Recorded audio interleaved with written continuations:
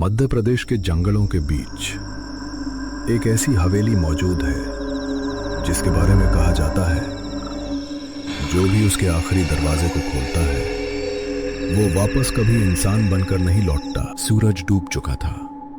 गांव के लोग जल्दी जल्दी अपने घरों के दरवाजे बंद कर रहे थे, लेकिन गांव के चौपाल में बैठे 5 दोस्त आरव, कबीर, रोहन, सिया और तन्वी हंस रहे थे।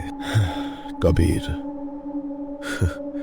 यार ये गांव वाले सच में पागल हैं। रोहन, सिर्फ एक हवेली से डरते हैं।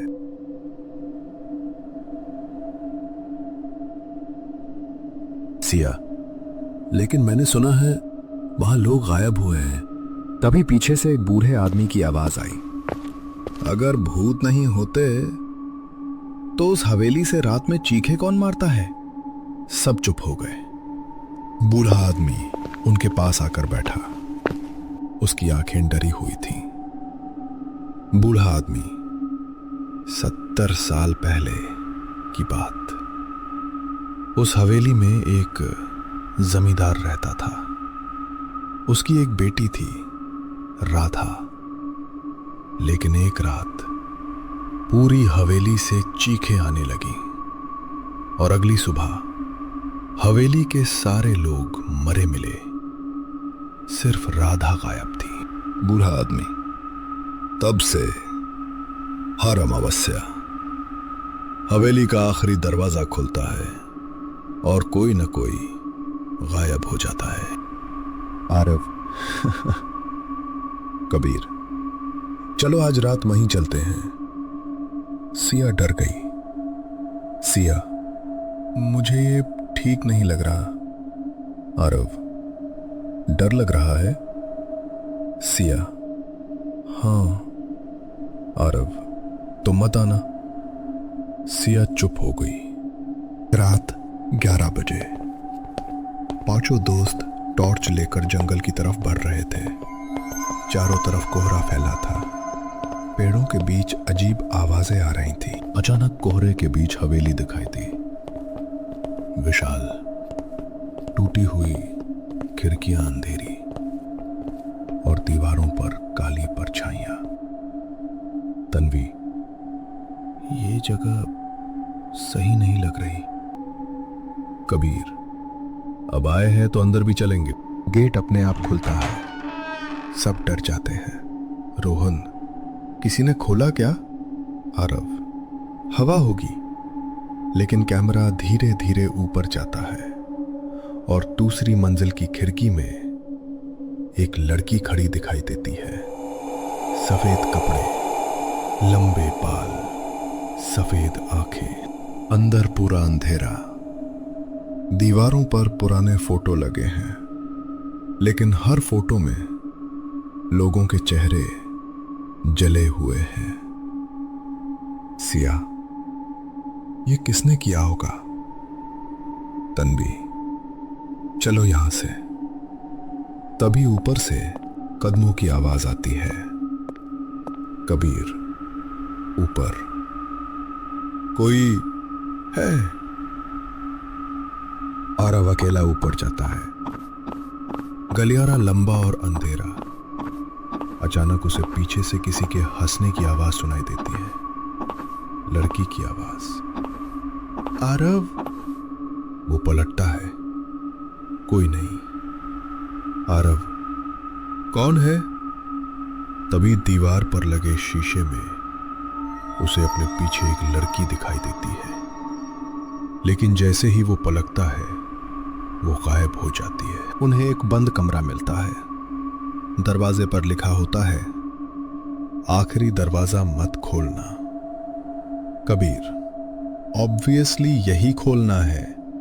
Siya, don't open the door. लेकिन कबीर ताला तोड़ देता है। दरवाजा खुलते ही अंदर से बर्फ जैसी ठंडी हवा निकलती है। कमरे के बीचों बीच एक पुरानी कुर्सी रखी है और उसके ऊपर बैठी है एक गुड़िया जिसकी आंखें असली इंसान जैसी हैं। तन्वी, ये मुझे बिल्कुल पसंद नहीं आ रहा। तभी गुड़िया धीरे धीरे अपना सिर घुमाती है। लाइट्स झपकने लगती हैं। सब घबरा जाते हैं और अचानक रोहन गायब हो जाता है। सिया, रोहन! कबीर, वो अभी यहीं था। कभी ऊपर से आवाज आती है, बचाओ! रोहन की आवाज। सब ऊपर भागते हैं।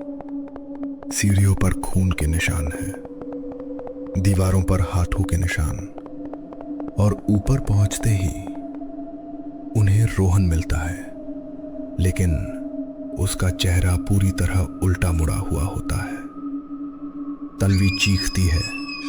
रोहन धीरे धीरे बोलता है, वो आ रही है, और अचानक उसका शरीर छत पर चिपक जाता है। सिया को एक पुरानी डायरी मिलती है। उसमें लिखा होता है, राधा को हवेली में जिंदा दीवारों में चुनवा दिया गया था क्योंकि उसने एक नौकर से प्रेम किया था।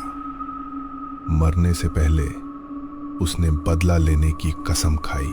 हवेली की दीवार अपने आप खुलती है। अंदर एक लाल दरवाजा दिखाई देता है।